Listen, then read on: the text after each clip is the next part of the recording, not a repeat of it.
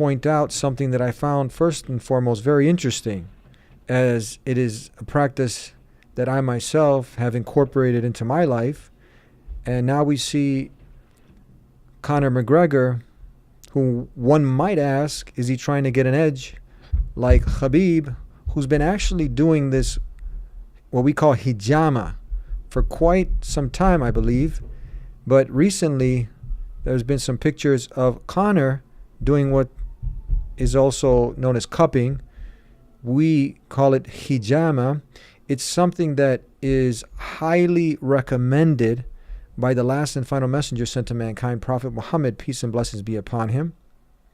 It's something that has tremendous health benefits. It's something that I've also done a live session on myself, and there'll be a link in the description where I'll take you guys from the beginning to the end of a complete session of the hijama, and we'll also get some of the health benefits from it from the professional who does it, with a medical doctor commenting at the end. And I found that very interesting.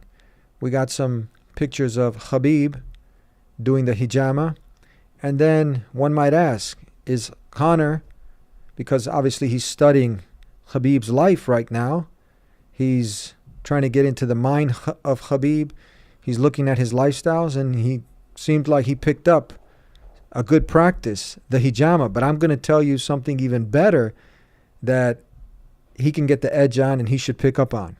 Now, the first thing I want to comment on is the peace be with you. You know, over 1.7 billion human beings around the world, Muslims, and Muslim is simply one who has chosen freely to submit his or her will to the creator of the heavens and the earth, of the universe.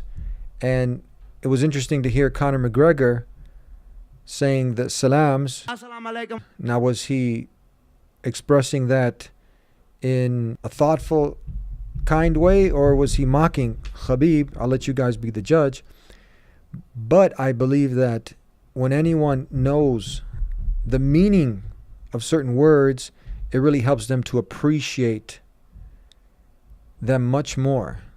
And when you know what Assalamu alaikum means, and that it is also connected to who Christians love and adore, Jesus, he also greeted his followers at his time. He didn't say, hey, what's up, guys? He would say, peace be with you. Assalamu alaikum, shalamu alaik.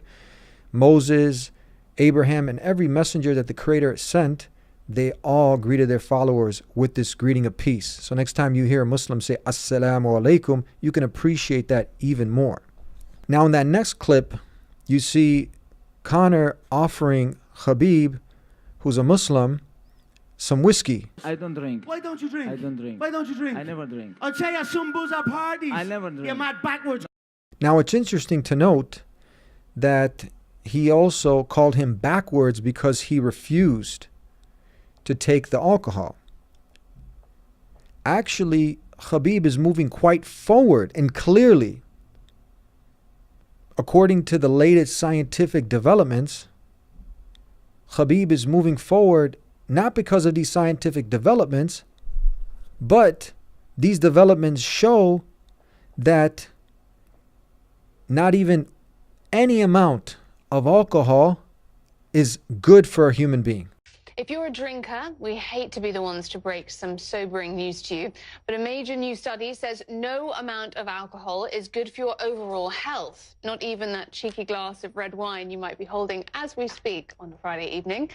A survey in the Lancet Medical Journal says the overall risk of liquor outweighs any known benefits.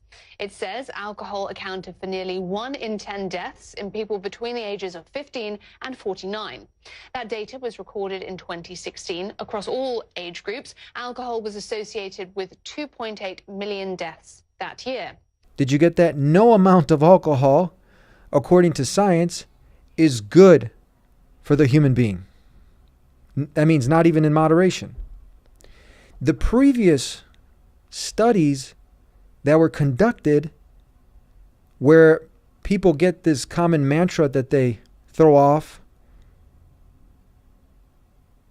like 1 glass of wine is okay, or a little bit, This was all based on studies funded by the alcohol industry to go ahead and catch more fish or get more people like yourselves who are on the fence, maybe, because those who are going to drink, they're going to drink no matter what.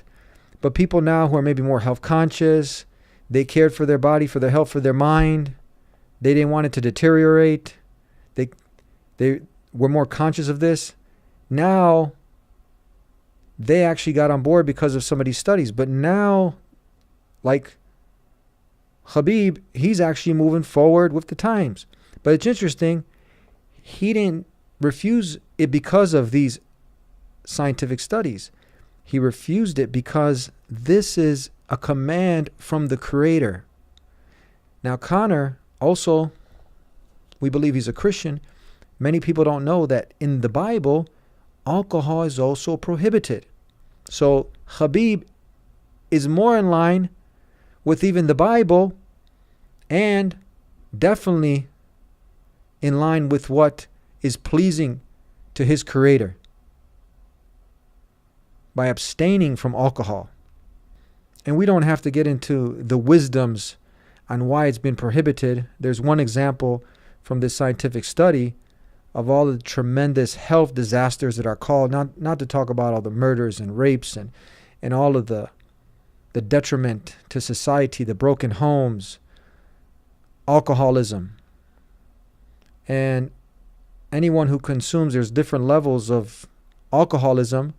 Someone who's dependent on alcohol, if it's daily, weekly, few days a week, you might be a lower level alcoholic as opposed to a higher level of alcoholic. But alcoholics aren't happy people. They're not happy people. You cannot be happy in life when you're destroying your life drinking alcohol. At the end of the day, it's usually a dead end. And they all end up, at the end, if they don't get help for this, they end up destroying their lives. So this is one point of benefit that people can take. The discipline that Habib has, one towards his Creator, and the love that he has towards his Creator to abstain away from the things that are prohibited, alcohol being one of those things, and you can really respect that. Now, the Irish people and the Muslims have a great history behind them. And the Irish are very loyal, good people who don't forget compassion and love that was shown to them. At one point in history, there was a famine called the potato famine. And at this point in history, you had starvation that was being rampant, diseases. And the Muslim ruler at that time stepped forward and sent money and food and humanitarian aid to help contribute to getting the Irish people out of this crisis. And to this day, the Irish are thankful and they have not forgotten this great good that the Muslims did towards their brothers in humanity, the Irish. Now, it's very